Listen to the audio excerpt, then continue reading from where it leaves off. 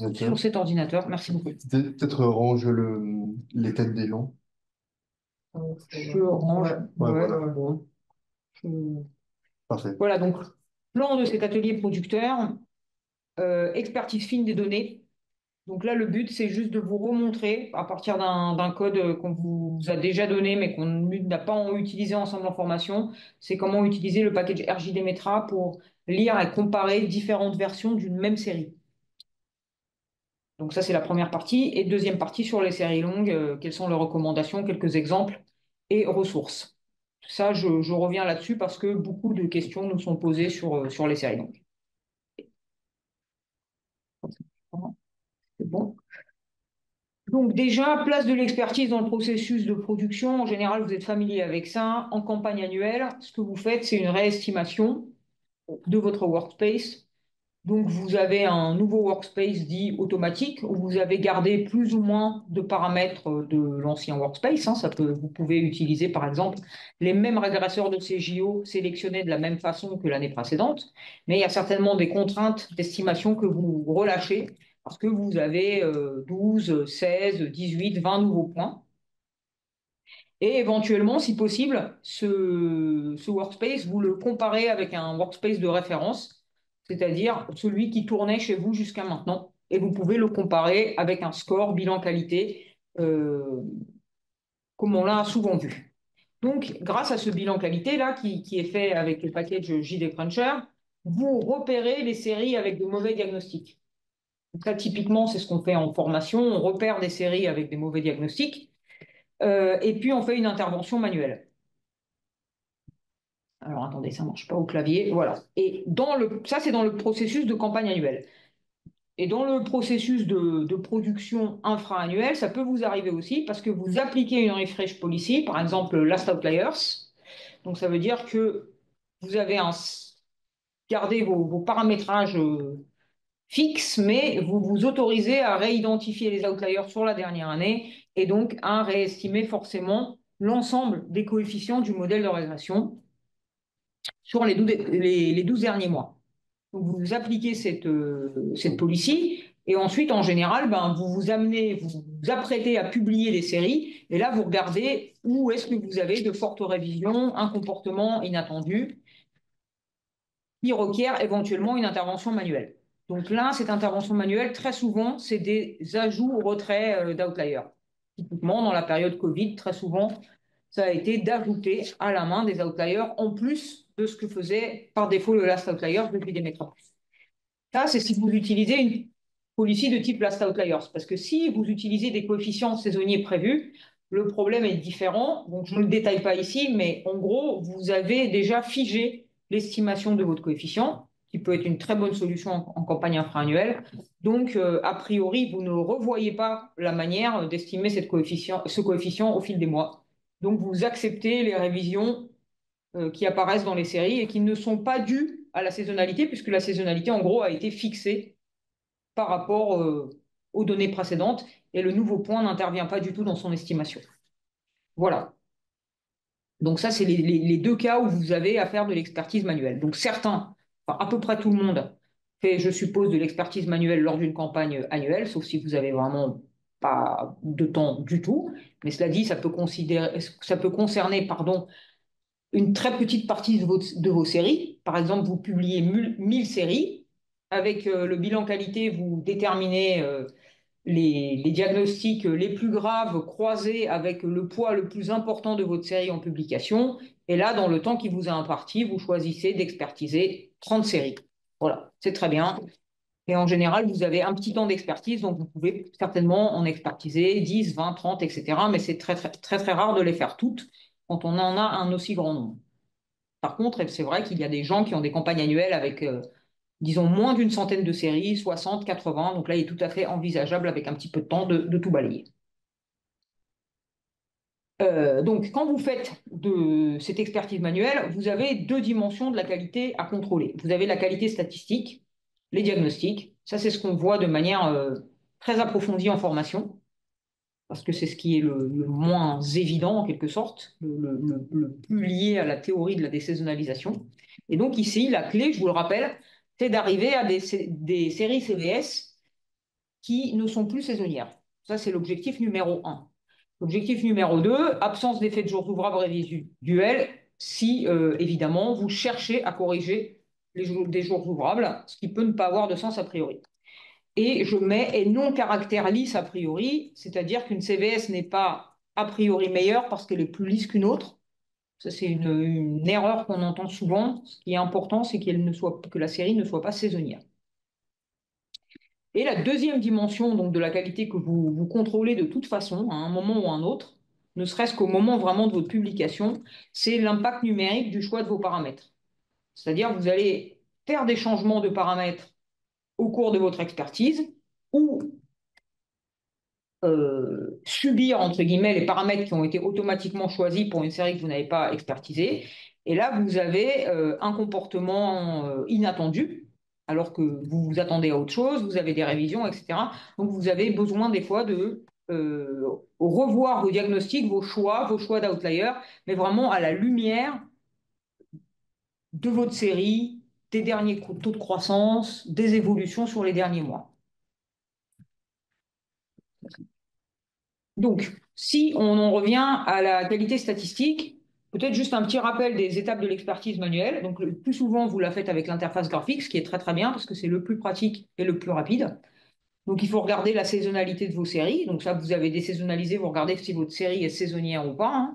Donc, j'ai une question justement qui nous est arrivée d'une collègue de la DARES qui utilise la statistique M7 pour regarder si ces séries sont saisonnières. Donc, très bien.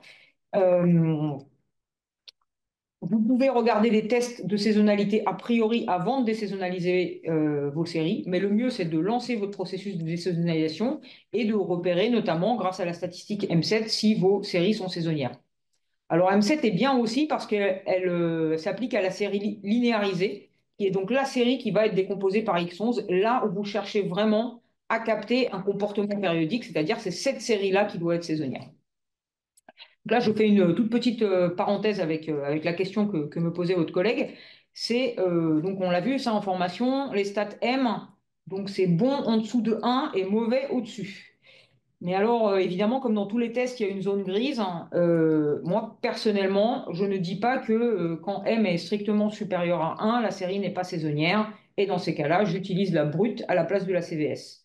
Nous, on laisse une zone grise. On dit que bon, si c'est en dessous de 1,1, c'est bon.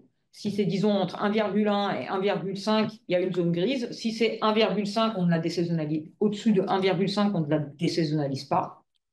Mais entre 1,1 et 1,5, on va regarder d'autres tests de saisonnalité qui sont notamment disponibles dans l'interface, dans Diagnostic, tout en bas tout en bas donc de quand vous êtes sur votre série. Là, je ne sais pas si je peux le partager.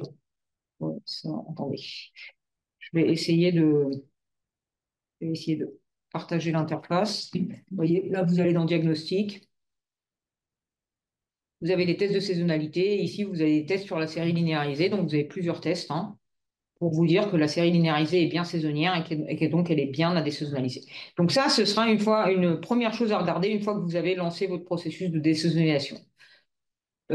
Ensuite, il faut regarder aussi ce qui peut amener à remettre en cause disons, la première décision sur la saisonnalité. Excusez-moi, là, du coup, j'ai perdu c'est regarder s'il y a des régimes dans la série et des sous-périodes, hein. Parfois, votre série est vraiment l'accolement de deux séries différentes. Et dans ces cas-là, on en reparlera dans les séries longues brièvement. On préfère ne pas mélanger, évidemment, la désaisonnalisation de deux sous-périodes très différentes. Ou il peut vous arriver aussi d'avoir une série qui au début n'était pas du tout saisonnière parce que vous n'aviez pas de vraies données collectées. On avait une constante ou une fausse série, etc. Et puis à partir de 2004, on a commencé à réellement collecter les données et là, c'est devenu saisonnier à partir de là. Donc là, il faut bien que vous regardiez ces sous-périodes pour ajuster votre période d'estimation. Et ça peut remettre en cause votre diagnostic de saisonnalité du point 1. C'est-à-dire que parfois, en découpant en sous-périodes, la série va devenir saisonnière, alors qu'en mélangeant tous les signaux, elle n'était pas, par exemple. Ensuite, on dit que le plus important, là où vous avez le plus la main pour améliorer la qualité de votre désaisonnalisation, c'est dans la phase de préajustement en jouant sur les variables de régression, c'est-à-dire les régresseurs de calendrier et les outliers, qui vont vous permettre d'améliorer la qualité de la série linéarisée et de la rendre la plus propre, la plus périodique possible pour ensuite donner la meilleure décomposition. Donc en un, vous devez vous concentrer sur les régresseurs de calendrier et les outliers. En 2, éventuellement sur le modèle ARIMA, mais là, ça consiste surtout à éviter des structures de modèles trop complexes, des 3, 1, 2, 1, etc. Hein, vous pouvez revenir au modèle par défaut, le modèle Airline, sans hésiter. Puis, si absolument votre série se modélise très très mal, souvent un raccourcissement de la période de modélisation est opportun parce que tout simplement sur la période où vous demandez de trouver un modèle cohérent, eh ben, les données ne sont pas suffisamment homogènes pour pouvoir le faire. Donc, vous vous souvenez là, si vous raccourcissez dans l'interface le modèle span dans votre expertise, il y a quand même, ça va tout de suite améliorer votre modèle, mais il y a quand même un sacrifice que vous faites, c'est-à-dire sur la période où vous n'avez pas de modèle span, vous ne détectez pas d'outlier. Donc, vous sacrifiez ces périodes-là. Mais comme on préfère privilégier la fin de période et éventuellement sacrifier un peu la qualité sur le début de période, ça peut être une très bonne solution. Voilà. Ensuite, dans la partie décomposition, là où vous avez en général à intervenir, et c'est beaucoup plus rare, c'est vous pouvez jouer sur la longueur du filtre d'extraction de la saisonnalité. Je vais vous le montrer tout de suite, je vais vous remontrer tout ça tout de suite à l'interface. Si jamais vous avez une saisonnalité très évolutive. D'accord? Donc, vous vous souvenez, pour jouer sur la longueur du filtre, eh bien, on va dans la partie X11. Et ici, le filtre est pris sur des ratios qui s'appellent le Moving Seasonality Ratio, où X11 a des règles de décision. Vous pouvez forcer un filtre plus court ou plus long. On verra un exemple tout à l'heure. Et vous pouvez aussi, euh, je vous le rappelle, forcer un filtre plus court et plus long, et en tout cas différent par période. D'accord? Voilà, donc là, je fais ça, hop, je le sauve, et ça va m'appliquer mon filtre plus court, normalement, sur la série.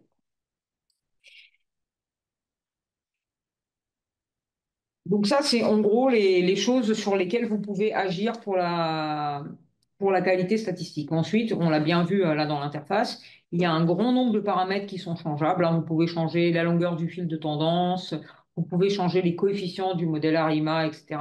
Mais ça n'a pas forcément de sens dans l'expertise qui nous intéresse. Votre priorité, ça devrait être vraiment de regarder les choses dans cet ordre et de vous concentrer sur la qualité du préajustement.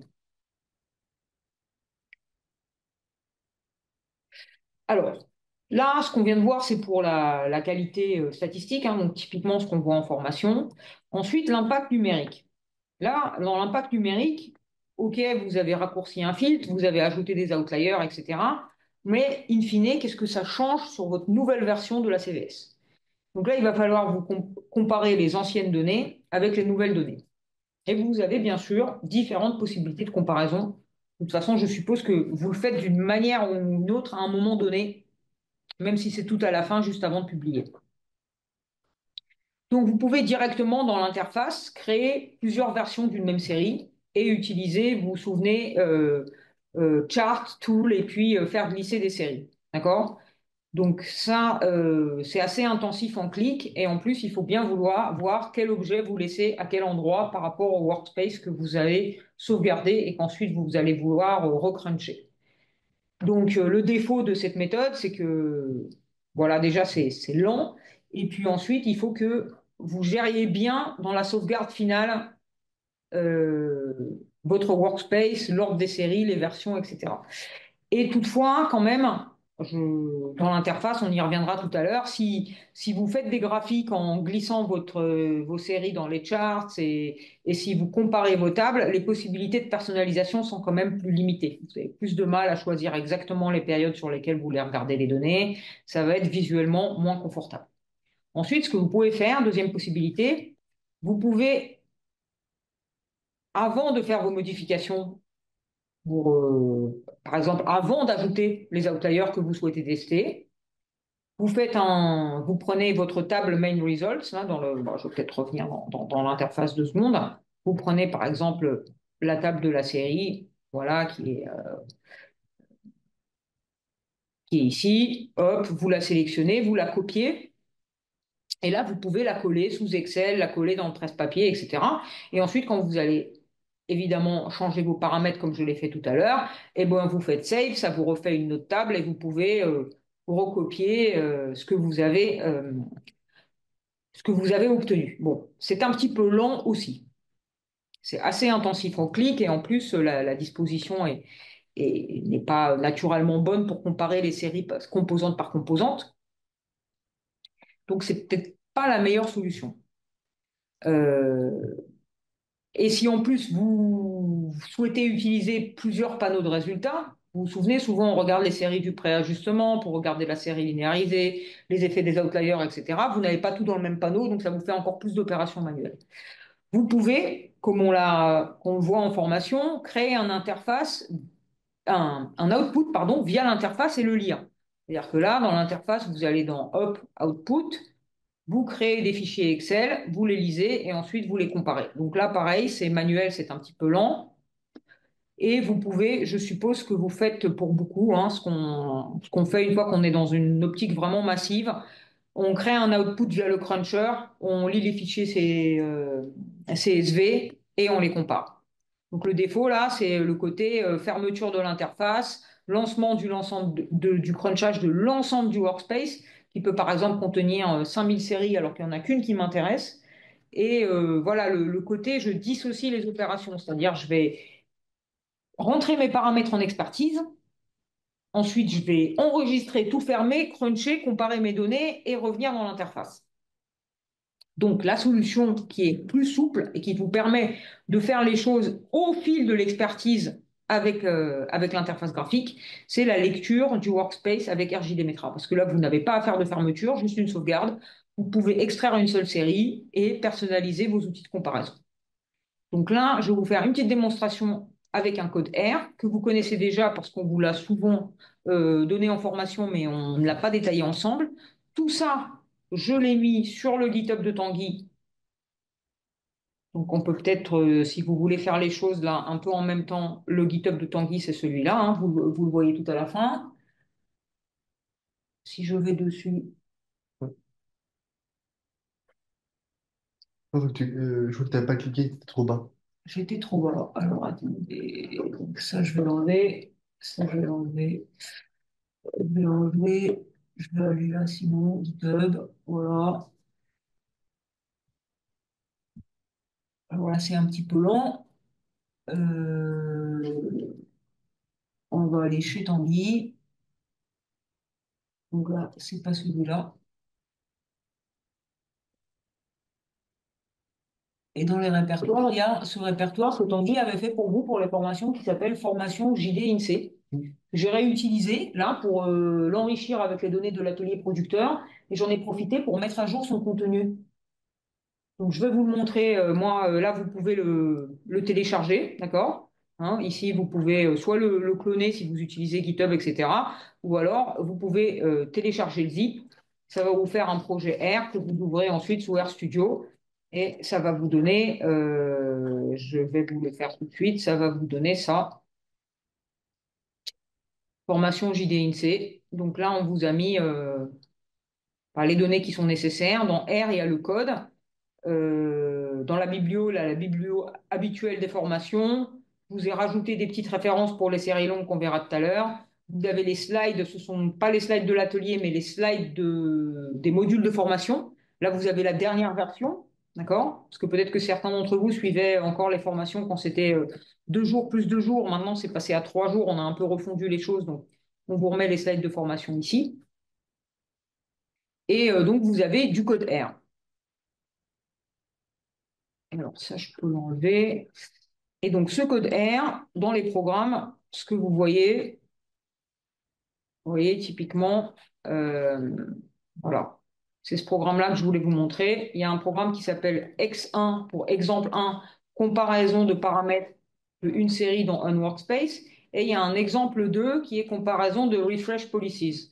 Donc ça, c'était l'exemple qu'on avait fait au départ avec Tanguy en formation, l'exemple 2, dont on ne va pas parler aujourd'hui. Et juste pour vous donner une idée, justement, ça permet de comparer pour une série donnée l'impact de l'utilisation de plusieurs refresh policies. C'est-à-dire que ben, on va avoir le cas où on restime tout avec un concurrent, un cas où on ajoute un AO à chaque point, un cas où on utilise last outlier, sous fixe modèle, etc. Et ça va vous permettre de comparer plusieurs versions. Donc là, tout à fait dans le même esprit, j'utilise exactement le même code pour voir l'impact numérique de mes paramètres. Donc là, on vous détaille un peu la structure du programme. Donc le package RJDMetra, si vous ne l'avez pas encore, il est sur l'écran, donc vous l'installez très facilement avec la petite invite install package. Et si vous ne le connaissez pas du tout, ce qui m'étonnerait énormément, vous avez dans Slides, je vous ai remis les slides correspondent au package RJDMetra. Et dans la biblio, il y a le document de travail qu'on avait publié sur RJDMetra. Donc là-dedans, vous avez toutes les infos. Toujours est-il que parmi les nombreuses fonctionnalités de ce package, là, on en utilise une qui est le fait de pouvoir lire des workspaces. D'accord? Donc, ce que l'on fait au début, ce qu'il faut quand même faire si on veut se placer dans cet esprit un peu d'aide à l'expertise. Bon, évidemment, à chaque fois qu'on va s'intéresser à une série donnée, on va la définir. Donc là, je vais commencer par la RF 3030. Et à chaque fois que je vais changer de série, ben, je vais la reparamétrer ici. Mais surtout, il faut définir de workspace, c'est-à-dire que je vais garder en gros une image de mon workspace de référence avant mon changement de paramètre, que je vais appeler par exemple old. Et puis, je vais prendre ou je le mets dans un autre répertoire et je garde le même nom, voilà, que ce soit juste pas le même workspace. Et j'ai un nouveau workspace où je vais rentrer mes paramètres. Et à l'état 0, bah, ce nouveau workspace, disons qu'il est égal à l'ancien, et la différence euh, correspondra à mes paramétrages. Alors nous, ce qu'on crée, c'est un petit tableau juste pour expliquer les workspaces qu'on utilise, et on crée des petits suffixes qui ensuite apparaissent avec les composantes des séries pour que vous puissiez bien les distinguer. Donc les composantes et les séries provenant du workspace de départ qui n'a pas été changé seront indexées old et les nouvelles new. Et voilà. Donc ici, dans RJDMetra, si vous êtes un peu familier avec le package, vous savez qu'il y a un output par défaut. Ça correspond un peu au main result de l'interface. Et puis vous pouvez aussi définir un user-defined output, c'est-à-dire demander plus de séries, plus de diagnostics, etc. Là, on ne se concentre pas trop sur les diagnostics, on se concentre essentiellement sur les séries, mais on vous montre comment récupérer et on vous montre comment récupérer des séries qui ne sont pas forcément dans l'output par défaut, d'accord? Donc ça se fait au début. Il y a une fonction qui donne la liste. Donc attendez, si je pense que là, il est relancé. Il y a une fonction. Oh, voilà, je vais juste refaire ça, recharger le workspace, d'accord? Il y a une fonction qui donne la liste de toutes les séries et les diagnostics qui sont disponibles hein, dans le User Defined Output. OK? Donc, je vais choisir ce que j'ai envie de voir. Moi, j'ai repéré les numéros et je vais créer un vecteur, là, vout, avec les numéros des séries supplémentaires. D'accord? Ici, je crée des petites fonctions auxiliaires qui me permettent de calculer les taux de croissance. Bon, voilà, ça existe aussi sur les time series objects dans R, donc vous pouvez faire ça à votre façon, de manière tout à fait différente. Et ensuite, pour rechercher la série dans le workspace, il y a une boucle qui va parcourir la liste de workspace et donc extraire l'output correspondant à la série. Donc là, en fait, les fonctions qui sont importantes, c'est ici le chargement du workspace, vous voyez. RJDMetra a une fonction qui s'appelle load workspace. Et ensuite, il faut faire absolument compute pour rendre c'est le piège, il faut rendre le workspace lisible. Sinon, c'est pas un objet lisible dans R. Et donc, ce compute va faire de ce workspace une liste de listes. Et si vous voulez voir comment cette liste de listes est composée, eh bien, regardez dans les slides du répertoire slide qui correspondent au package RJDMetra. Et donc ensuite, vous choisissez une série et vous récupérez ce qu'on appelle le modèle de la série. Donc là, le modèle, c'est pas le modèle au sens de modèle Regarima du préajustement, mais c'est vraiment l'ensemble des caractéristiques, paramètres, output de la série quand vous faites l'estimation. D'accord? Et ensuite, dans cet output, on va juste récupérer et ranger l'ensemble des séries. On va en prendre quelques-unes, disons, dans le main results, hein, qui est la série CVS finale, etc. Mais on va aussi prendre des séries dans pre-processing. On va prendre le user defined output. On va arranger tout ça dans des data frames. On pourrait très très bien rester en Objet.TS. Je vous rappelle qu'en entrée, si jamais vous utilisez RJD Metra pour faire de la décisionalisation, vous avez un Objet.TS en entrée et vous avez des objets TS en sortie. Là, on transforme tout, on fait des data frames pour que ce soit avec des colonnes date pour que ce soit très simple à manipuler. Donc, à la fin, on obtient plusieurs data frames et notamment un data frame qui a, vous voyez, les valeurs, tout simplement, les valeurs de la série auxquelles sont accolées les valeurs prévues. D'accord. Donc, ici, on a choisi de prendre un certain nombre de séries de composantes. On a pris Y, la brute, qui est évidemment a priori la même dans les deux cas, old et new, à peu près la même, hein, parce que si ce n'était pas la même brute, évidemment, regarder l'effet du paramétrage serait assez vicieux. On pourrait dire, mais déjà, ce n'est pas les mêmes données brutes. Donc, on prend la série linéarisée, la tendance, les coefficients saisonniers, et puis on fait des taux de croissance de la série brute, de la série CVS, etc. Bon, ici, ça peut être utile. Après, vous coupez dans le programme ce qui ne vous est pas utile à un moment donné. On récupère aussi les outliers et les régresseurs CGO qu'on a utilisés. Absolument pas obligatoire. Et puis ensuite, ben, vous voyez, une fois que vous avez réalisé toutes ces séries, vous pouvez mettre en forme ces séries pour les comparer de manière simple. Donc, là, à la fin du programme, je vous laisse tout un tas d'idées de graphiques et d'output. Moi, ce que je vais vous montrer, c'est très rapidement les deux choses, disons, qu'on peut utiliser le plus immédiatement, c'est de se dire, sur la fin de série, j'ai envie d'avoir un petit tableau de valeurs, comme ça. Moi, j'aime bien avoir ça, par exemple, pour regarder l'impact de mes manipulations numériques. Et je peux immédiatement, là j'ai fait commencer en 2020 et j'exporte ça sous Excel hein, si ça vous plaît plus. Je peux immédiatement, bon il y a le figer les volets qui est bien, je peux immédiatement regarder les différences de taux de croissance, vous voyez, entre la nouvelle CVS, l'ancienne CVS, la série linéarisée. J'aurais pu calculer les taux de croissance bien sûr dans différents cas de paramétrage. D'accord? Donc là, en gros, qu'est-ce que j'ai fait moi pour obtenir ça? Donc j'ai sauvegardé un workspace. J'ai ouvert une nouvelle version pour pouvoir faire des changements de paramétrage. Là, j'avais pris la série 3030. Donc effectivement, là, j'ai encore retouché et donc on devrait pouvoir voir les paramètres. Mais vous voyez, par rapport à la série habituelle, ce que j'ai fait, j'ai enlevé tous les outliers, juste pour vous montrer, et j'ai enlevé la correction et je pense avoir enlevé la correction de calendrier. D'accord? Donc j'ai enlevé tous les outliers préspécifiés et j'ai enlevé la correction de calendrier, juste pour voir quelle était la différence avec la vraie série qui, elle, rassurez-vous, dans la vraie vie, a une bonne correction de calendrier et des outliers correctement mis et tout ça. Et donc ça me permet de voir le résultat. Ensuite, vous voyez, dans le code, je produis rapidement un graphique. Bon, là, le seul que j'ai affiché là, c'est le graphique des taux de croissance rapidement. Et vous voyez, évidemment, si je fais ça à ma série, ah, je vois bien que ça ne va pas du tout. L'histoire racontée à beaucoup d'endroits conjoncturellement en termes de taux de croissance n'est pas du tout la même. Donc là, ce sont évidemment des modifications qui ont énormément d'impact, qu'il faut regarder dans le détail. Et par exemple, ce serait typiquement un cas si la modification que vous faites est statistiquement au vert, mais vous donne quelque chose de complètement incohérent par rapport à ce que vous attendez sur la série, bah, il faut peut-être revenir sur cette expertise, d'accord? Voilà, donc ça c'est l'esprit. Je peux peut-être vous montrer une autre série en direct. Donc, là, par exemple, là, il y a la RF 1073. Donc, ce qu'on avait changé sur cette série, c'est qu'on avait trouvé que la saisonnalité était évolutive et on avait mis un filtre 3 sur les mois de juillet-août. Donc, ça, c'est la 1073. Donc, je vais chercher la 1073 qui, a priori, là, est dans une version pas très modifiée, enfin pas modifiée, pardon. Donc 1073. Ce que je vois ici au niveau du filtre, c'est qu'effectivement, j'ai des MSR partout.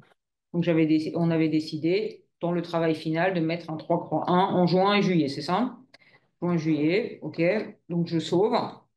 Et vous voyez, là, le seul truc que j'ai besoin de faire, c'est de sauver le workspace. Il faut qu'il soit quand même sauvé avec le save ici en haut, hein. Et ensuite, je vais pouvoir lancer mon code R. Bon, là, le seul truc qui change, c'est que il faut que je change la série à expertiser, d'accord? Et ensuite, vous pouvez optimiser, bien sûr, un petit peu vos lignes de code, ce que je n'ai pas fait ici, pour en relancer le moins possible à chaque fois. Ça, j'ai ça aussi. Après, attention, hein, parce que quand on optimise un peu trop ces opérations, comme on fait des choses assez différentes série par série, ça peut finir par faire perdre du temps, mais enfin, c'est quelque chose à étudier. Donc là, je sauvegarde ça et je le relance.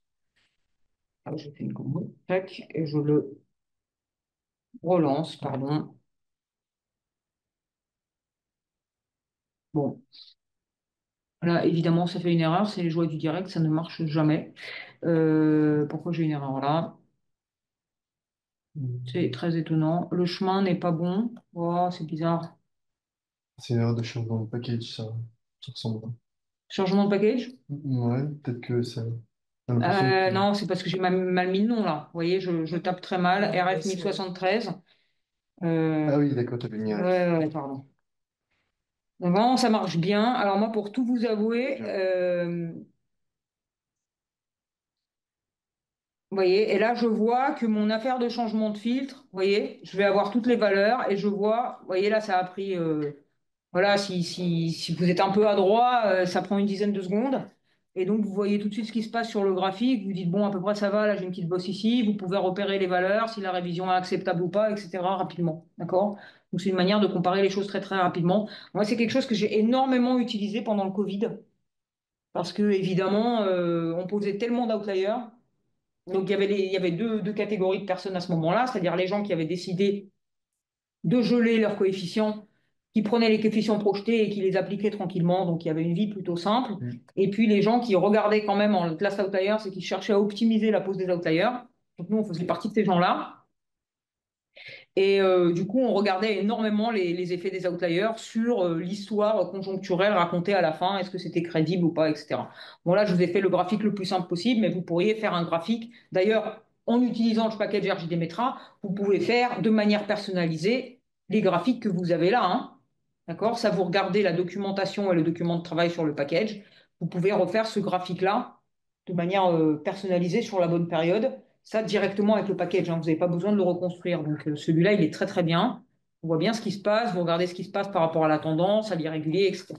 Donc, ça, c'est une manière, quand vous expertisez, voilà, vous avez 10, 20, 30 séries à faire et que vous vous posez des questions sur la validité de vos paramétrages en termes numériques, c'est vraiment une bonne procédure. Après, est-ce que c'est à faire à chaque fois? Pas forcément, parce qu'il y a des paramétrages que vous changez de manière assez évidente et qui ne sont, voilà, qui ont une légitimité assez évidente, quoi. C'est-à-dire que si vous avez des effets de jours ouvrables, si vous les résiduels, vous ajoutez des régresseurs, vous corrigez ces effets de jours ouvrables, bon, vous pouvez comparer la nouvelle série CVS, mais vous savez que de toute façon, la nouvelle série CVS est meilleure. Alors que des fois, vous ne vous rendez pas compte au niveau du choix de certains outliers ou de certains filtres si vous n'êtes pas enfin voilà, quel est justement l'impact numérique sur votre série. Donc ça, c'est ce qu'on n'a pas, enfin, on ne vous montre pas ça en formation, on devrait peut-être, mais en général, on est un peu pris par le temps. Et voilà, une manière assez pratique de procéder. Est-ce que vous avez des questions sur cette première partie?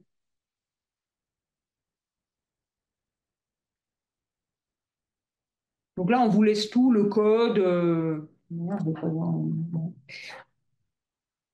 Et l'intérêt du code R, en plus, comme maintenant vous êtes à peu près tous des utilisateurs de plus en plus affûtés de R, et ben, vous pouvez complètement personnaliser les sorties. Moi, ce que j'utilise pas mal, je ne l'ai pas sous la main dans ce code. Euh, vous voyez, les SI ratios permettent de voir le comportement des coefficients saisonniers sur la période. Ça, c'est quelque chose qui est très important, hein, ce qu'on voit ici. On insiste beaucoup dessus en formation. Voilà, il y a ce qu'on disait sur cette série. Vous voyez, la saisonnalité est très, très évolutive là. Donc, on met un filtre plus court parce qu'on a de la saisonnalité résiduelle sinon. Je vous rappelle l'enjeu, un peu la procédure avec ce qu'on aime bien, c'est une saisonnalité qui évolue lentement. C'est pas toujours le cas parce que voilà, c'est des vraies données. Quand les données, la saisonnalité est un petit peu trop évolutive, on voudrait quand même avoir un filtre suffisamment long pour lisser et avoir une saisonnalité qui évolue lentement, mais sous la contrainte que si on met un filtre trop long, on ne va pas arriver à capter toute la saisonnalité et certains tests vont nous trouver de la saisonnalité résiduelle, d'accord? Donc on tire dans les deux sens. Si on a de la saisonnalité résiduelle et qu'on voit que c'est très évolutif, on va être obligé de faire cette concession et de mettre des filtres plus courts, d'accord? Ce qu'on vient de faire ici. Et donc ce qui est bien là avec le code R, là, dans les sorties d'expertise, moi, j'ai juste fait regarder un petit tableau qui me permet de très rapidement comparer. Vous voyez, ça me permet de très, très rapidement comparer les valeurs, de me dire à la fin, voilà, les taux de croissance, ancien, nouveau, j'ai ça, voilà, là, c'est à peu près égal, là, ça va, là, c'est n'importe quoi. Si vous regardez cette série-là, bon, là, c'est l'autre, mais si vous regardiez la 30-30, j'ai enlevé l'énorme saut de tendance qu'il y avait au moment du Covid. Du coup, toute l'histoire qui est racontée après le Covid change énormément. Donc là, on voit tout de suite que cet outlier-là, il faut absolument pas le louper. À ce moment-là, on se demande, et on a eu, en plus, on a fini par ne garder que celui-là. Donc voilà, ce sont des bonnes questions à se poser. Là, je vous montre juste ces petits tableaux, etc. Moi, ce que j'ai aussi sous la main, si ça vous intéresse, il faudrait que je réexhume ça, ce que j'utilisais beaucoup, c'est avoir des SI ratios qui comparent les versions, vous voyez, des SI ratios avant-après et différentes manières de comparer les évolutions des coefficients saisonniers, parce que ça, c'est quelque chose qui est très important. D'accord? Donc, si jamais vous faites de l'expertise annuelle ou de l'expertise inframensuelle aussi, n'hésitez pas à utiliser ce genre de code. Moi, vous voyez, quand j'ai des questions que les gens nous soumettent des workspaces et qui me disent là, je ne sais pas trop quoi mettre, eh ben, le premier truc que je vais faire, c'est sauvegarder une version de leur workspace, faire une nouvelle version, changer les paramétrages et comparer le résultat. D'accord? Et il y a des cas où, évidemment, on change beaucoup de paramétrages statistiques, mais l'impact numérique est très petit pour de bonnes raisons.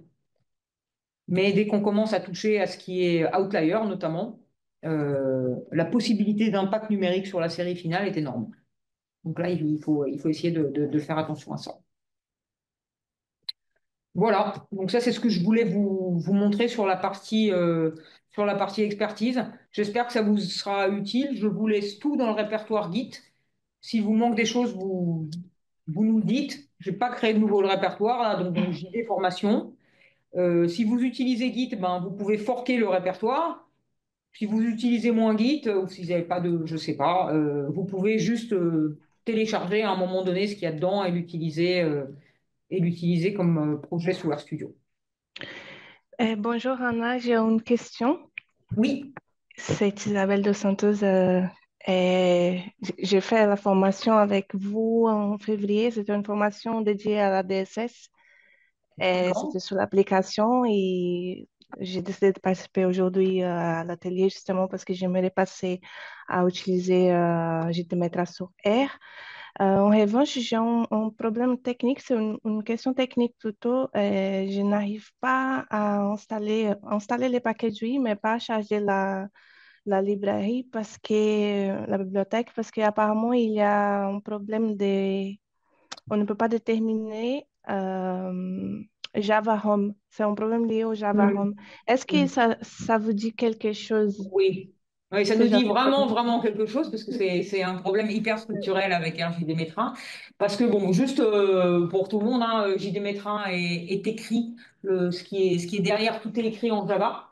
Donc, on y accède soit via l'interface, soit via R. Et donc, évidemment, Java, c'est un peu le cœur du moteur.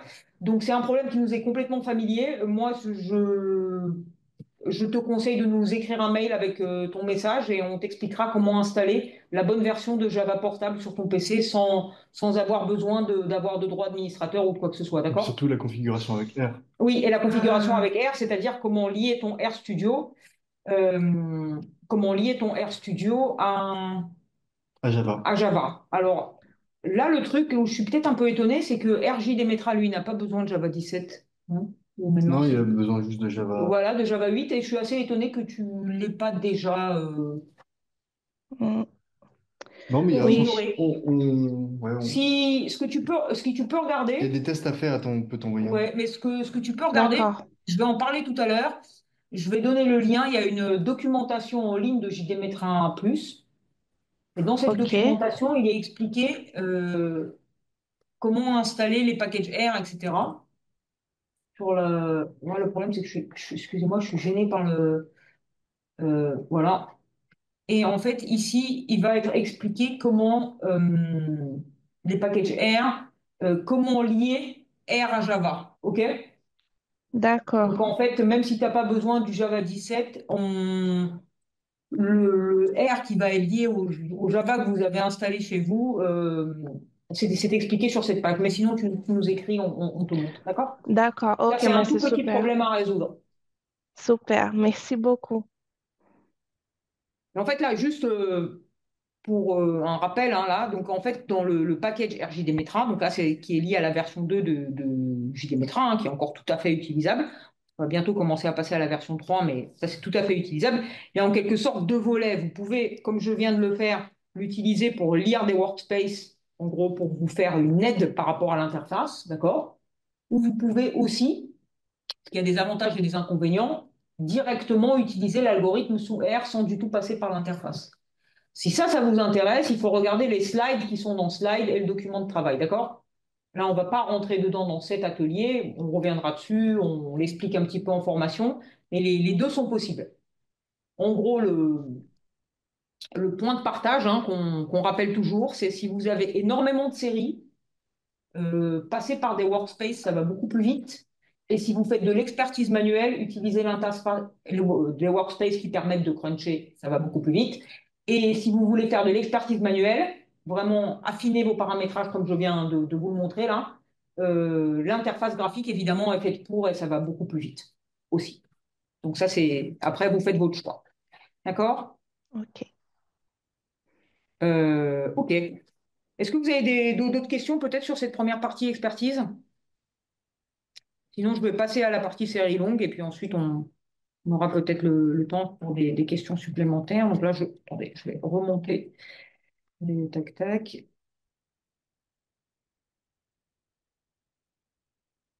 Ah oui, ce que je voulais juste vous laisser deux petites slides comme ça pour finir sur ma partie expertise. Vous voyez, moi, ce que j'ai fait, c'est le truc simple. On a quelque chose de nouveau et d'ancien et qui sert un peu de benchmark et de nouveau. Mais dans votre campagne annuelle, ce type de code peut être un petit peu plus compliqué et ça en reste très intéressant. C'est que, par exemple, là, je vous donne l'exemple de ce que nous, on fait pour l'IPI et lycéens. Souvent, on est amené à regarder un workspace qu'on appelle N-1, qui contient les anciennes brutes avec les anciens modèles. Ensuite, on crée un workspace de référence qui contient les nouvelles brutes, mais avec les modèles qui sont en vigueur, parce qu'au moment de la campagne annuelle, les séries brutes sont révisées, ce qui est peut-être aussi le cas chez vous. D'accord? Ensuite, on crée une réestimation automatique nouvelle brute, nouveau modèle, avec peut-être certaines contraintes de régresseur CJO qui seraient restées identiques, etc. Et puis ensuite, on a un workspace de travail où on va entrer notre expertise. Donc c'est juste pour vous dire que là, ça fait quatre couches à comparer, mais même dans ce cas-là, vous suffixez bien vos workspaces. Et au lieu d'avoir deux courbes, à chaque fois, vous en aurez quatre. Vous aurez des tableaux un petit peu plus gros, mais ça peut être, si vous voulez voir les effets, progressivement, ça peut être extrêmement pratique. Voilà, donc ça c'était la comparaison en campagne annuelle qui peut être un petit peu plus touffue. Alors, série longue, Juste, du coup, oui. euh, on est bien d'accord que quand on a des gros changements de données brutes en cours d'année, il vaut mieux pas y toucher au modèle parce que là, j'ai un problème de ce type, hein. Sur une série où on va me changer Ah, les années 2017 à 2014. alors là, j'ai Tu envie de vois, dire, ça dépend vraiment de l'ampleur du changement parce que si ta série brute nouvelle qu'on va te donner et dire de publier n'a absolument, allez, exagérons, aucune proximité avec la série que tu désaisonnalisais avant, tu ne peux évidemment pas la désaisonnaliser avec le même type de modèle, le même type de coefficient. Seulement, en général, il est déconseillé de faire ça en cours d'année. Alors, quand je dis en cours d'année, il y a pas, on n'est pas obligé de faire ça en janvier, évidemment, mais en général, on utilise la campagne annuelle pour faire tous ces changements. Après, vous êtes peut-être dans des cas où il est impossible de garder, entre guillemets, les vieilles brutes jusqu'à la nouvelle campagne annuelle. C'est un peu Voilà. ça. Dans ces cas-là, si tes données brutes n'ont bien sûr rien à voir avec les données brutes précédentes, il faut refaire tout. Ok. Parce que tout simplement, les coefficients, les estimateurs que tu as construits avec les anciennes données ne conviennent pas du tout. Et d'ailleurs, là, je vous parle d'un cas de comparaison. On peut comparer le workspace automatique au workspace, disons, en vigueur de l'année précédente. Ça, c'est le cas aussi si vous n'avez pas tout changé du tout au tout, quoi. Si vous avez des révisions de données brutes qui sont acceptables, vous comparez vos anciens modèles à vos nouveaux modèles réestimés, OK. Mais si vous avez des séries qui sont complètement rebasées, complètement revues, que vous avez changé de système de collecte, que vous êtes passé au guichet unique sirène, que vous avez fait je ne sais quoi, vous refaites tout et votre workspace de départ, là, j'enlève mes deux premières couches ici. Mon workspace de départ, c'est le workspace automatique. Et je vais rajouter une expertise manuelle dessus. Alors, si mes données brutes ont énormément changé, il y a quand même peut-être il y a une catégorie de choses à conserver qui est maintenant un peu plus évidente. C'est ce que vous avez fait pendant le Covid. Par rapport à un secteur donné, c'est pas forcément à mettre à la poubelle. Moi d'ailleurs, nous on conseille, hein, on a eu l'occasion d'en parler avec un grand nombre d'entre vous, on conseille de procéder dans l'autre sens, c'est-à-dire avoir tendance à laisser ce que vous avez modélisé, à nettoyer quand ça ne convient plus, plutôt qu'à repartir de zéro à chaque fois. D'accord? Donc peut-être que ta nouvelle série brute, la seule chose qu'il va falloir garder dedans, c'est coller les outliers du code. Surtout si ça a été fait de manière spécifique. Mais effectivement, du coup, faut refaire. Voilà. Donc série longue. Ça, c'est des questions qui nous sont très souvent posées. On en parle pas mal en formation. On va peut-être essayer d'écrire des choses un peu plus, de nouvelles choses un peu mieux illustrées sur la question. Parce que c'est vrai que ces problèmes se posent souvent à l'INSEE. On a beaucoup de séries longues, enfin à l'INSEE et autour, hein, dans le SSP. On a aussi, hein, ne vous trompez pas, des problèmes de séries trop courtes, hein. Les séries trop courtes, c'est beaucoup plus simple à résoudre dans le sens où il faut faire le plus simple possible, c'est-à-dire pratiquement aucune sophistication. D'ailleurs, le logiciel simplifie tout seul. Donc, je vous rappelle, pour les séries trop courtes, séries mensuelles, il faut au moins 3 ans pour JD Metra Plus, et séries trimestrielles, 4 ans. Et donc, vous faites le plus simple possible et vous révisez vraiment soigneusement dès que vous avez des nouveaux points chaque année. Vous ne laissez pas traîner pour améliorer votre modélisation le plus rapidement possible. Là, on passe au cas polaire, les séries trop longues. Alors, pourquoi est-ce un problème? Bon, vous avez deux cas à bien distinguer.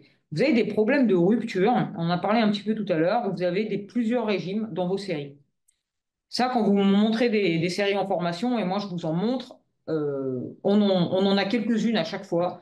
Généralement, voilà, des fausses collectes, des changements de mode de collecte, il se passe des choses. Voilà. Donc là, le mieux, c'est de ne pas, vous voyez, la CVS, ça va consister à capter donc ce signal infra-annuel périodique. Et si vous avez des séries différentes, ces signaux vont être différents. Ça n'a aucun sens d'essayer de les mélanger sur l'ensemble de la période. Donc, a priori, vous faites deux CVS ou une seule CVS si une partie n'est pas saisonnière et le problème est résolu. Le problème que vous avez parfois, c'est que vous avez un nouveau régime qui est sur la fin de période et il est pour l'instant trop court pour être désaisonnalisé tout seul. Voilà. Donc ça, c'est le cas qui empêche un peu de résoudre le premier problème. Mais ça, c'est vraiment un problème avec des ruptures que vous voyez avec une analyse graphique. D'accord? Pour le dire rapidement. Et puis, vous avez le deuxième cas, où la série est juste trop longue. Donc, approximativement, empiriquement, on dit que c'est un peu plus de 20 ans. Comment c'est vieux à partir de 15 ans et 20 ans, c'est vraiment vieux. Donc, en fait, ce qui se passe, c'est que vous avez des estimations qui sont sous-optimales en fin de période. Et la fin de période, c'est ce qu'on regarde le plus dans vos séries. Je suis sûr qu'il n'y a personne qui vient vous chercher des pouls sur l'évolution du T4 99. Et donc, nous allons nous concentrer sur ce deuxième cas parce que tout simplement, voilà, le processus générateur de données, comme on dit, évolue parce que les institutions évoluent, les comportements évoluent. Vous voyez, sur les CGO, ça paraît assez évident. Travail du dimanche, commerce en ligne, répartition de plein de choses. Vous avez aussi des possibilités technologiques, import-export et ou import-export qui modifient complètement certaines saisonnalités, peut-être qu'il y avait avant sur la consommation de produits frais, qui est absolument plus maintenant, etc. Donc, je vous rappelle que quand vous faites une estimation rigide sur une période entière, hein, vous mesurez des effets moyens. Et donc, sur la fin de période, c'est peut-être pas les meilleurs. Voilà, les estimations ne sont peut-être pas optimales. Alors là, juste pour préciser un petit peu, où sont les rigidités de l'estimation? Et ça va vous permettre de voir si chez vous c'est très rigide ou pas. Donc, si on utilise X13 Arima, qui est le cas de la plupart d'entre nous à l'INSEE, sauf encore pour l'instant les enquêtes de conjoncture qui ont des séries bimestrielles, qui sont obligées d'utiliser Thermocytes. Mais la plupart d'entre nous, nous utilisons X13 Arima. Donc, que fait X13 Arima? Il fait d'abord un préajustement qui est en fait un modèle à coefficient fixe sur la saisonnalité de la période. Donc ça, c'est très rigide. C'est pour ça qu'on faisait des séries longues, hein, on le voit quand on fait de l'expertise en formation, vos modèles sont mauvais, vous avez de l'autocorrélation, vous avez des problèmes de résidus, etc.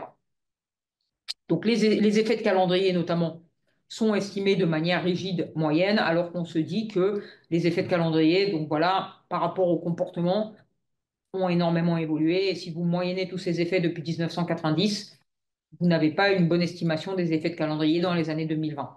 Vous avez aussi le problème de la détection des points aberrants avec des données très très longues. Et vous avez la structure d'autocorrélation, les modèles ARIMA, qui sont aussi fixés euh, sur la période et qui créent une rigidité. Alors, les effets de calendrier et les modèles ARIMA, dans des algorithmes très sophistiqués et pas utilisés en production, ça peut tout à fait être rendu variable. Mais voilà, c'est moins stable, plus compliqué, c'est pas encore au stade de la production. Donc, on préfère, plutôt que de faire confiance à des modèles un peu novateurs, variables, on va préférer réduire la période d'estimation. Côté décomposition, c'est plus souple parce que X13 fait des moyennes mobiles, vous vous souvenez, par fenêtre mobile. Donc ça, c'est assez souple. La longueur totale de votre moyenne mobile est calculable, hein. Et si vous ne corrigez pas de valeur aberrante, etc., euh, bon, ça dépend de la longueur aussi du fil de tendance que vous utilisez, mais vous allez avoir en gros une estimation des coefficients saisonniers sur 7 ans, sur des fenêtres de 7 ans. Donc voilà, ça tient complètement compte de l'évolution. Et d'ailleurs, c'est bien le but hein, de X11, c'est-à-dire de pouvoir prendre, avec ces moyennes mobiles, de pouvoir prendre on compte une saisonnalité évolutive, ça on l'a vu, hein, par composition des moyennes mobiles, les voisins les plus éloignés du point contribuent de moins en moins, etc. Et on fait tout pour éviter de calculer une saisonnalité rigide qui viendrait à moyenner les effets sur l'ensemble de la période. Bon, cela dit, pour travailler, X11, il utilise aussi une prévision de la série qui est faite avec le modèle ARIMA et les coefficients de régression qui, eux, sont rigides. Donc ça, c'est une source de rigidité dans la décomposition.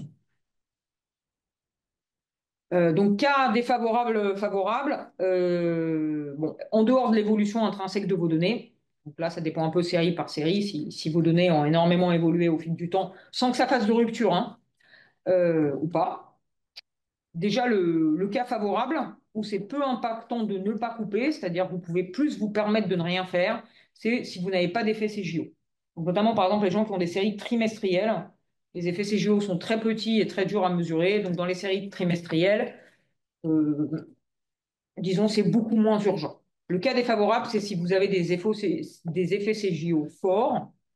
Et dans ce cas-là, on préfère estimer ces coefficients de calendrier sur une période beaucoup plus courte par rapport à la fin de période pour justement, sur la fin de période, les capter le mieux possible. Donc, couper de toute façon la période d'estimation et recommandé par les guidelines dans tous les cas. Là, c'était juste pour vous dire dans quel cas c'est, disons, très important et dans quel cas c'est moins important et ça se joue surtout sur l'effet de jour d'ouvrage. Alors ensuite, vous allez vouloir mesurer l'influence, pardon, excusez-moi, vous allez vouloir mesurer l'influence de votre coupure. Donc, en gros, on considère, hein, la littérature sur la désaisonnalisation considère qu'une période optimale d'estimation, c'est 8-12 ans, disons une douzaine d'années. Et vous allez vous dire que, par définition, pour votre fin de période, cette estimation est meilleure que votre estimation sur longue période. Vous allez quand même mesurer l'écart pour essayer de voir à quel point l'histoire que vous racontez sur la fin de série est différente. D'accord? Donc là, on prend des choses très simples, hein, la moyenne des écarts en niveau, la moyenne des écarts en taux d'évolution. Donc là, vous avez vu le L, ça indique la longue période et O, la période optimale. Et puis, quelque chose qui est assez parlant aussi, vous allez regarder la proportion de points avec des sens d'évolution contraires, donc qui vous dit quand même que le taux d'évolution que vous commentez dans votre publi aurait été dans l'autre sens si vous aviez réduit votre période d'estimation. Donc là, il faut commencer à regarder ce qui se passe. Donc ça, c'est assez bien détaillé dans l'article de Yen Trong Pham et Alain Cartier-Latente, JMS 2018. Attendez, je cherche à faire échappe là. Je voulais, attendez, je voulais juste vous le montrer une seconde. Je vous l'ai mis dans la biblio. Vous le trouvez sur le site des JMS, hein, bien sûr. Euh, donc, je l'ai mis dans série longue. Vous avez ce premier article qui vous explique pas mal de choses donc c'est fait sur les données de l'IPI et qui vous explique pas mal de choses qui peuvent être très intéressantes et notamment, vous voyez là, sur les données de l'IPI, il y a des calculs entre la période optimale et la période longue. Là, c'est l'écart moyen. Voilà, là, c'est les signes, vous voyez, ah, ça marche pas sur je ne sais pas pourquoi. Voilà. Euh, Sur les 6 derniers mois, 33 séries de LIPI ont des différences de signes d'évolution sur 4% des points en moins, etc. Et là, vous voyez la distribution de la proportion des signes d'évolution contraires, d'accord? Donc ça, c'est quelque chose que vous pouvez tout à fait faire pour vos séries, pour voir si, voilà, si vous êtes face à une situation où vous commencez à avoir beaucoup de divergences ou pas. Après, si vous avez les moyens de faire les coupures, hein, c'est tout à fait bienvenu, même si vous n'avez pas spécialement de source de divergence, bien sûr. Donc là, je reviens à ça. Donc là, il s'agit juste de construire voilà, des critères simples qui vont vous permettre de voir si vos séries sont vraiment affectées par la longueur de période. Et ensuite, que faire? Eh bien, en fait, on va couper en sous-périodes qui se chevauchent. Et sur les anciennes périodes, la plupart du temps, on va laisser les CVS qu'on avait déjà. C'est-à-dire qu'on pourrait tout à fait tout réestimer correctement par période de 8-12 ans depuis le début de vos séries. Faut vous avouer qu'en général, c'est pas ce qui est fait et c'est pas très grave. C'est-à-dire qu'on fige le passé et on ne s'occupe que de la nouvelle période de 8-12 ans. D'accord? Cette coupure de période, il faut la trouver à dire d'expert. Comme on fait de la production, on va chercher à ce qu'elle soit la même pour toutes les séries. Sinon, ça ne va pas être pratique du tout à gérer. Contrairement à ce qui est fait dans l'article des JMS que je viens de vous montrer, hein, parce que là, l'article, eh bien, c'est à but, c'est une étude. Donc, en fait, les auteurs regardent quel serait le meilleur moment pour couper chaque série. Bon, ça, vous voyez, en production, c'est absolument pas pratique. Donc, on va chercher surtout à couper en dehors des crises. Donc, je reviendrai dessus, mais pour l'IPI, quand on a coupé en 2019, vous voyez, 2019 moins 12, ça fait 2007. On aurait dû couper en 2007-2008. Donc, on s'est dit, on coupe avant ou après la crise de 2008. On a coupé avant, on a coupé en 2004. D'accord? Vous pouvez ensuite raccorder, enfin, vous devez raccorder et réviser uniquement la dernière sous-période, hein, de vos séries. Alors, il y a différents types de raccordements possibles. L'article vous les détaille, notamment si vous souhaitez, si vous produisez des indices, vous souhaitez peut-être garder des évolutions. Donc, dans ces cas-là, il faut faire un raccordement un peu particulier, comme c'est le cas pour l'IPI et les CA. Sinon, la plupart du temps, vous allez juste accoler vos séries. Et comme vos périodes se chevauchent, normalement, vous devriez pouvoir les accoler sans trop de révision.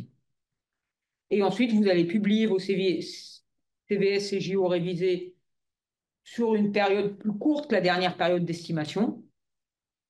D'accord? Donc, par exemple, bon, je reviendrai sur cet exemple tout à l'heure, mais si vous choisissez d'estimer depuis, je ne sais pas, depuis 2004, et que votre raccord, forcément avec la dernière sous-période est vers 2010, 2011, 2012, eh bien, il faut que vous publiez depuis après votre raccord et c'est ces séries-là que vous revoyez dans votre publication chaque mois. Alors, on me pose souvent la question, faut-il refaire la coupure tous les ans? Non, non, non, parce que c'est fastidieux quand même. Euh, donc, vous pouvez tout à fait revoir vos sous-périodes tous les 5, 8 ans.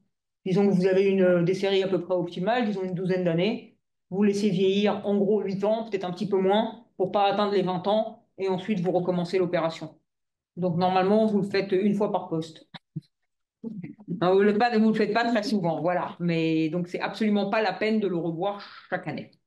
Et donc là, typiquement, si vous êtes dans un cas de coupure comme ça, pour en revenir à la question de François, eh bien, vous n'allez pas pouvoir comparer les modèles des séries précédentes par rapport au modèle automatique. Vous n'allez pas vous demander, mais quel modèle je garde entre les deux, voilà. Vos données brutes ont vraiment une période d'estimation différente, donc vous recommencez. D'accord? Alors, pour plus de détails, vous avez les Guidelines 2024, donc nouvelle édition avec en gros ces recommandations-là sur les séries longues que je vous ai mises dans le répertoire.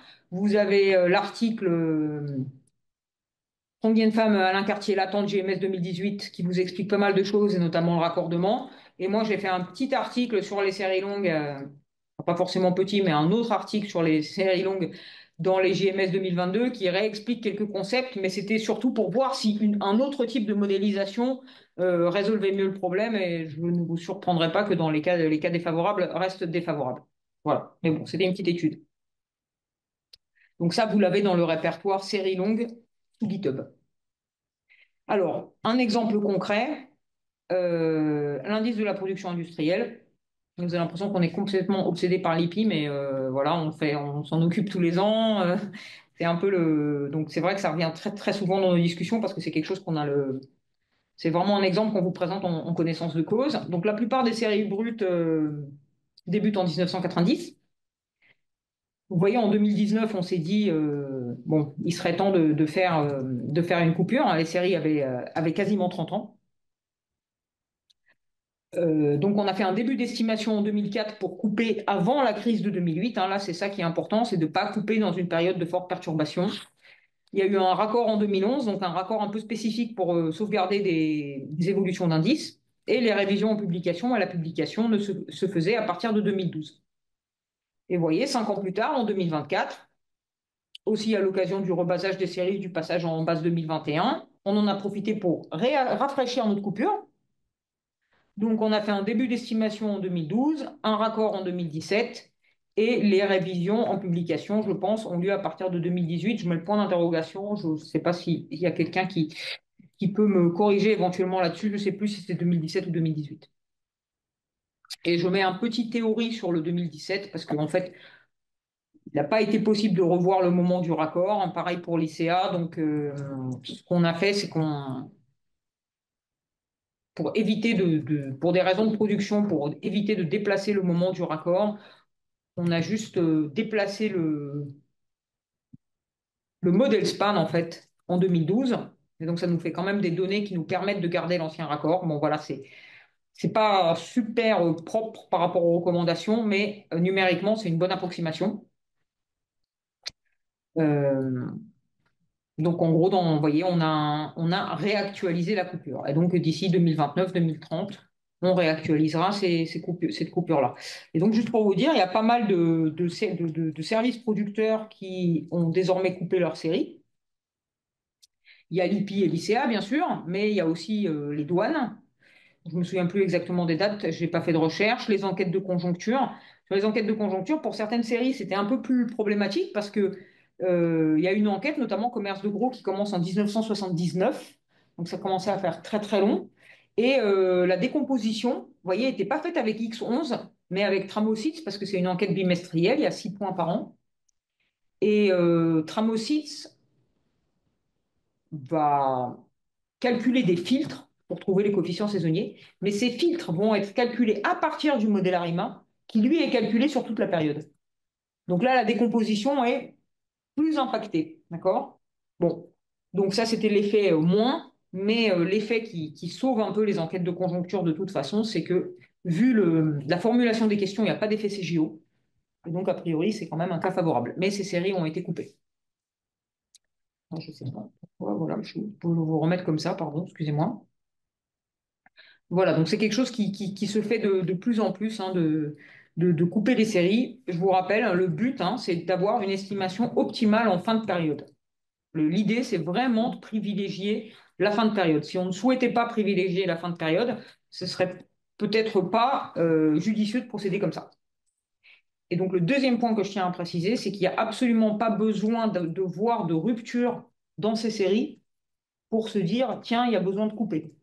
Il y a donc, je vous rappelle, deux cas, hein. Le cas rupture, donc là, on traite les bouts à part, et le cas, j'ai tout simplement beaucoup trop de données pour trouver des modèles cohérents sur une telle longueur.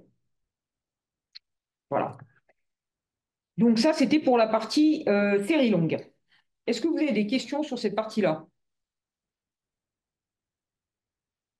Je ne vois personne. Attendez, je vais essayer de... Non? Florian, vous les IP et ICA, les données sont revues jusqu'en 2018, j'ai raison ou pas, en public? J'ai ça aussi en tête, mais j'en suis plus sûr à 100%. C'est-à-dire, ce qui m'inquiète plus, il faut que je vois, c'est que c'est quelque chose que je pensais trouver facilement dans la note méthodo sur INSEE.fr. Et ça, normalement, c'est une forte recommandation des guidelines d'Eurostat d'avoir des notes méthodo très complètes avec les périodes justement de coupure, d'estimation et de révision en publication. Et c'est peut-être de ma faute, je ne l'ai pas trouvé. En tout cas, non, dans les notes méthodo sur les ICA, on n'est pas rentré jusqu'à ce niveau de Mm. détail-là. Ouais, faudra qu'on regarde ça. Mais c'est très bien si tu as ça en tête toi aussi. La coupure, pour moi, c'est 2012. Ah oui, oui, la coupure pour l'estimation. Moi, je te Et parlais pour le juste de la raccord? révision des chiffres dans la public. Bah, tout est impacté, non? Parce que là, Oui, c'est oui, mais ensuite, oui, oui. toute la plage de 2012 à... Pardon, j'ai pas compris, Anna. Alors, la vraie coupure pour l'estimation, c'est bien 2012. Mais ensuite, ça se chevauche avec le passé et on ne révise les données publiées qu'à partir de 2017 ou 2018. On considère qu'avant, elles sont figées, en fait. Alors, peut-être que vous les avez republiées en nouvelle base et ensuite, chaque mois, vous venez le... Mais, enfin, si ça en était resté à ce qu'on Nous, ce qui est pensait... vraiment figé, c'est 2012. Après, le modèle, enfin, nous, ce qu'on fait, parce que tout bouge à partir de 2012, ouais. Le Ah, modèle, mais oui, oui, je suis d'accord, mais moi, là, je te parle que de la publication.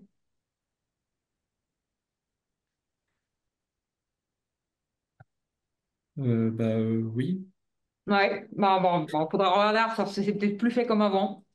Mais donc, vous allez peut-être laisser la révision jusqu'en 2012 comme c'était le cas avant.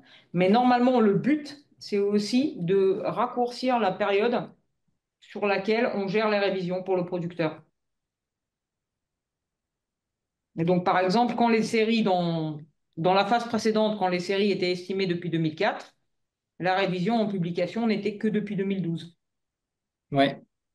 Donc là, le but, c'était d'avoir des séries estimées depuis 2012 avec une révision en publication depuis 2017 ou 2018. Oui, j'avais en tête qu'on avait raccourci, mais on va vérifier ce point-là. Ouais. Ah, non, c'est pas le Vous cas. voyez? C'est pas le cas? Ouais, mais c'est voilà, ça c'est un truc un peu supplémentaire, mais qui est très pratique pour le producteur parce que ça évite, si jamais des révisions apparaissent, ce qui ne devrait pas être le cas, Après, oui, ça évite de s'en occuper. de fait, l'impact que ça a, c'est sur la période. Enfin, maintenant, en régime courant, une fois que le choc est passé du changement de base, à chaque nouveau point, c'est que le récent qui est impacté, la saison. Voilà, Voilà. Donc, voilà, effectivement, exactement. peut-être qu'au moment du changement de base, on a peut-être trop révisé. Mais Non, non, non, c'est non, je passé. pense que c'est bien. Mais après, c'est comme tu dis, le régime courant, c'est pas la peine de réviser. Oui, Souvent, les gens révisent l'intégralité de leur publication CVS à chaque point. Et ça, si vous regardez les guidelines d'Eurostat, on vous dit, c'est pas la peine. Vous pouvez tout à fait vous autoriser à réviser beaucoup moins. Alors là où vous avez du mal à vous autoriser ça, enfin, surtout lors des révisions annuelles, c'est si jamais vous revoyez vraiment les données brutes. Quand vous revoyez voilà, le rebasage, vous revoyez complètement les données brutes, là, il faut réviser, mais ensuite, en régime courant, chaque mois, vous ne révisez pas tout. ça c'est l'IPI, c'est pas nous. D'accord. Vous n'avez pas été rebasé, vous? Si, si, mais chaque année, on révise pas énormément les données brutes, en fait. Oui, oui, oui, oui, oui. Donc il faut quand même regarder aussi, dans ce que je dis, j'aurais peut-être dû le préciser, c'est regarder la profondeur des révisions de vos séries brutes en régime courant. Parce que là, c'est vrai que j'ai un peu resté dans les exemples favorables INSEE, mais par exemple, on m'a dit qu'à à la balance des paiements, les séries brutes étaient entièrement revues chaque mois. Donc, bon, déjà, c'est un truc bizarre pour la publication parce qu'on ne sait plus très bien ce qu'on compare avec quoi. Mais là, vous voyez la méthode de ne laisser que la fin de série révisée dans la publi n'est pas possible. Si chaque mois vous révisez l'intégralité de votre série brute, à la limite, chaque mois, enfin, vous en êtes presque à chaque mois refaire une campagne annuelle. Vous voyez, si je caricature un peu. Fort heureusement, on n'est pas dans ce cas-là parce que c'est beaucoup plus coûteux si on veut bien le faire, parce que chaque fois, on repart de données brutes nouvelles, comme c'est ton cas en cours d'année. Donc moi, voilà, soit vous êtes dans ce cas super défavorable, ok, bon, vous faites une pseudo-campagne annuelle chaque mois, soit vous tombez dans le cas quasi pseudo-défavorable de François où vous avez des révisions en cours d'année de séries brutes. Donc là, normalement, si possible, il faudrait garder ces révisions au frigo jusqu'à la campagne annuelle et tout remettre à plat après. Après, si tu n'as pas de point brut, bon, voilà, faut revoir. Surtout si c'est très différent, effectivement. Euh, Est-ce que vous avez d'autres questions sur sur les séries longues? En tout cas, si jamais vous voulez des exemples plus précis, et si vous voulez du code pour faire vos comparaisons, des graphiques, etc., bon, ben, comme on l'a déjà fait plein de fois, on peut vous aider là-dessus aussi. Wardia, est-ce que vous avez coupé vos séries finalement ou pas pour les nouvelles, enfin, est-ce que vous allez les couper pour la nouvelle chaîne ou pas?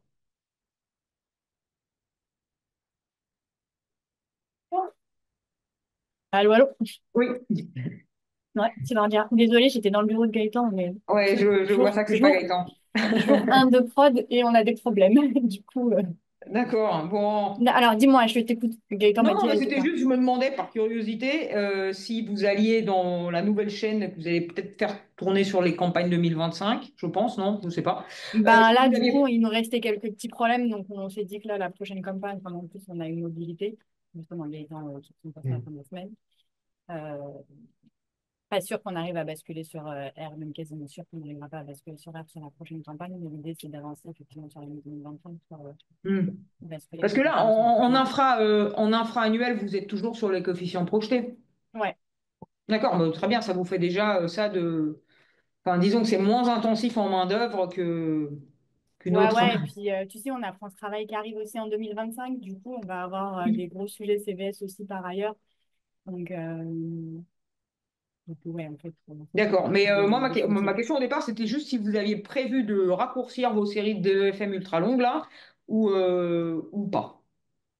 De les raccourcir en diffusion? Ah non, non, bah, surtout en estimation. De les estimer sur une période plus courte, Ouais, d'estimer et les du coup, CVS. enfin, au sacrifice du début de la qualité sur le début de série, ça, c'est un Ben non, parce arbitrage qu'au qu'on. début, vous pouvez garder le passé que vous avez déjà. C'est ce qu'on Ouais, mais fait, du coup, il hein. faut faire un raccrochage. C'est ça, ce qu'on propose ici.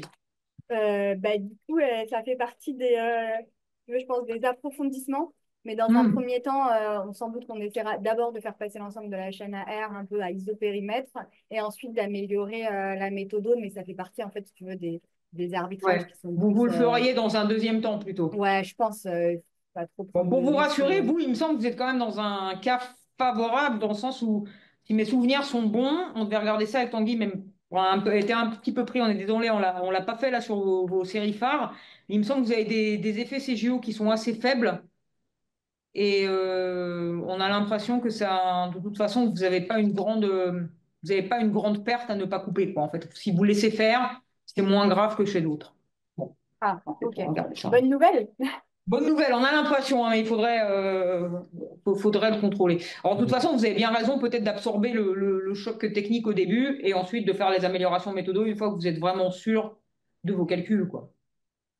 Ouais, ouais, ouais. Du coup, enfin, faut qu'on se le fasse en deux temps, je pense, pour sécuriser un peu la campagne. Mais Léo, qui est aussi connecté, D'accord? va reprendre le sujet. Sauf qu'il est aussi en Oui, oui, gestion de oui. Oui, prod. oui. Léo, qu'on a vu en formation en octobre. Très Ah bien. oui, Ouais. oui. Bon, bah, merci beaucoup en tout cas. Bye bye.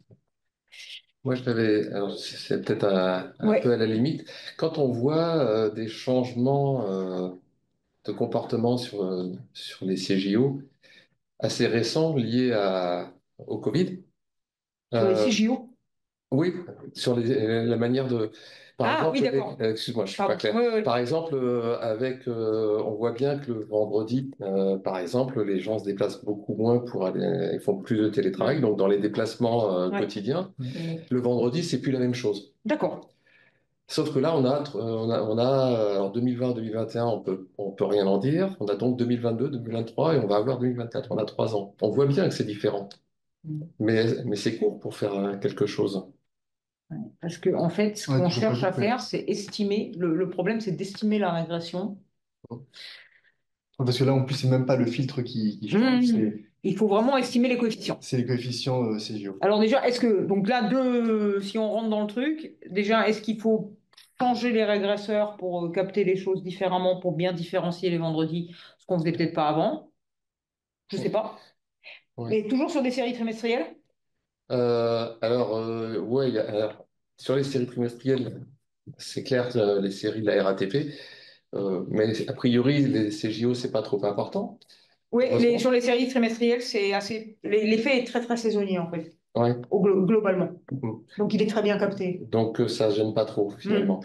Par contre, sur les données de transport aérien de voyageurs, où il y a aussi des effets de Mm. changement de comportement qu'on arrive, qui sont pas très clairs, mais on sent que c'est pas les mêmes comportements. Ouais, complètement. Tout à fait. Et Et toi, là, tu vois ça à l'échelle du Covid, mais imagine si j'estime mes effets CGE, je sais pas, dans les indices du commerce depuis 1990. Tout ce oui, qui a changé, oui, c'est Ouais. fou. oui. Donc là, oui, c'est vrai qu'il faudrait au moins 4 ans. Donc, du coup, pour le moment, on sait qu'on n'est pas Ouais. très bon et Ah oui, non, en attends, mensuel, 3 ans. Mais 3 ans, c'est quand même très court pour faire une estimation stable. oui. Donc je pense que tu vas perdre en stabilité de la régression, ce que tu penses gagner en précision. Mais par contre, ça plaide pour faire plus court. Hum, Alors, on ne peut pas faire que depuis le Covid, Mm. mais en tout cas, c'est beaucoup mieux si ces effets sont estimés depuis, je ne sais pas moi, 2012, 2015, oui, que s'ils sont estimés depuis 2001. oui. Non, on a Voilà. abandonné les séries qui commençaient, qu'on Ouais, ouais, estimait depuis donc ça 94 déjà, tu vois, par exemple, jusqu'à. toi, dans ce cas-là, tu te dis, bah là, il faut absolument jouer. Même si, voilà, le Covid, c'est une période de perturbation, on ne va pas prendre que cette période-là. Mais là, moi, j'estimerais depuis 2012 au maximum. D'accord. Mm. Ok, donc juste quelques rappels et annonces pour Euh, finir. Stess. Donc JD Cruncher, C'est vrai, statistique de Tanguy vous l'a transport. montré, certains nous ont écrit et j'ai bien fait attention que le code que je vous laisse sous GitHub là soit mis à jour. Vous vous souvenez, il y a eu un changement de périmètre. Juste un instant, je termine, merci beaucoup. Il y a un changement de périmètre du package JD Cruncher qui, vous vous souvenez, servait à cruncher, à mettre à jour votre workspace et à faire le bilan qualité. Il y a un package qui était là avant qui faisait la fonction de crunchage, cruncher and param. Tanguy a séparé les périmètres. Donc, c'est-à-dire maintenant, quand vous voulez juste cruncher, vous utilisez RWJSA Cruncher.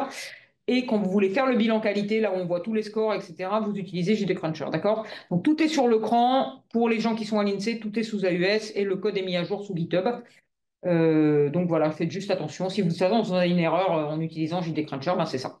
Ouais, et puis sinon, vous nous contactez, hein, de toute Voilà, façon. mais voilà, l'erreur de JD Cruncher, c'est ça. Donc, Souvent, vous c'est ça. reprenez le code qui est là sur GitHub. Il y a un exemple dont le répertoire R. Les guidelines d'Eurostat, vous vous souvenez, on était sur l'édition 2015, il y a une édition 2024. La principale nouveauté, c'est qu'il y a un chapitre sur les données haute fréquence. Donc, en production à l'INSEE, ça ne nous intéresse pas encore vraiment, mais les guidelines sont toujours très bien pour lister tous les problèmes que vous pouvez avoir, pour avoir des recommandations sur les séries longues. Et il y a aussi une partie à laquelle on ne pense pas, parce que moi, enfin, je ne pense pas beaucoup parce que je suis assez loin de ça. Il y a des conseils pour justement documenter vos publications avec des notes méthodo bien faites, comment, en gros, que dire à l'utilisateur à quel moment. Ça peut être pas mal. Nous avons fait une formation série temporelle avec R Initiation. Donc, c'était une première session 4 et 5 novembre 2024. On va vous mettre slide et code bientôt sous Symfony. Donc, en gros, l'objectif, c'est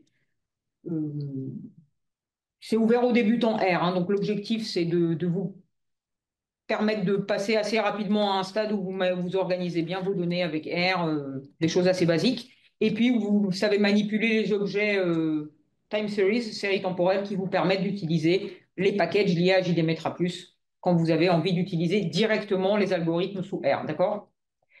Et si vous voulez regarder JDMetra+ sous R aussi, je le disais pour toi, Isabelle, tu as le document de travail, tu as les slides, mais aussi dans le répertoire R, il y a un bout de code qui s'appelle CVS avec R.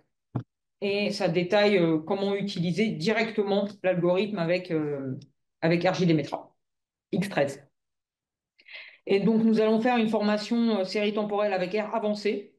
Donc là, il y a marqué série temporelle avec R, mais en fait, le titre est un peu copié sur la partie initiation. C'est pas terrible. En fait, c'est vraiment comment bien utiliser JDMetra+ avec R. Donc, le prérequis normalement de cette formation, c'est d'avoir fait la formation classique producteur JDMetra+, ou d'avoir un niveau à peu près équivalent. Et là, on voit quelques compléments et surtout comment optimiser les chaînes de production avec R, c'est-à-dire justement faire tout ce qu'on avait commencé à voir en atelier, l'atelier de septembre de l'année dernière, hein, la modification massive de Workspace. Mais on va voir tout ça déjà en version 3.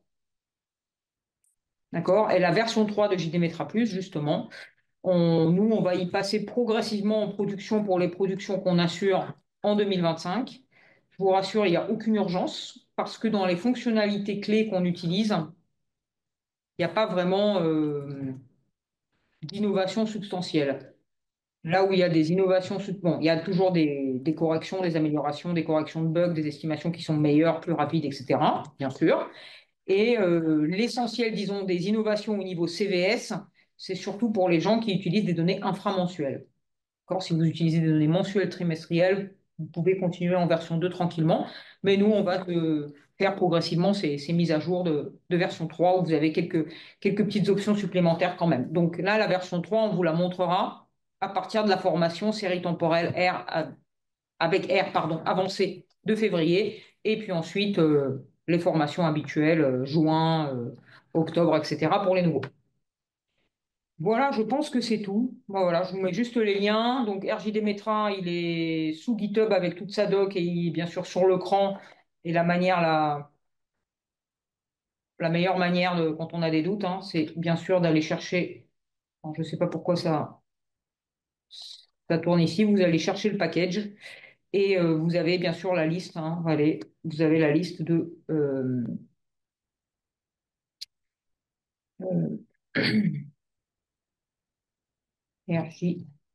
RJDMetra. Voilà. Vous avez la liste de toutes les fonctions et donc quand vous avez des doutes, vous pouvez aller voir les fonctions, vous avez des exemples et la page GitHub est très très bien parce que vous avez des cas d'utilisation, des petits exemples, des graphiques, vous avez les README de la page GitHub qui sont toujours très intéressants, donc n'hésitez pas à aller voir ça si ça vous intéresse. Voilà.